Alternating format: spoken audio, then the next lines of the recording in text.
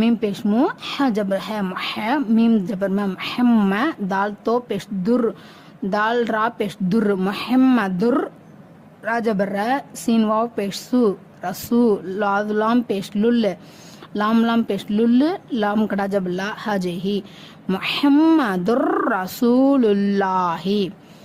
இதை உங்களுக்கு நல்லா புரிஞ்சுருக்கணும்னு நினைக்கிறேன். என்ன அப்படின்னா குன்னா செய்யாமல், இதில் வந்து குன்னா செய்கிறதுக்கு எந்த ஒரு விஷயங்களும் இல்லை.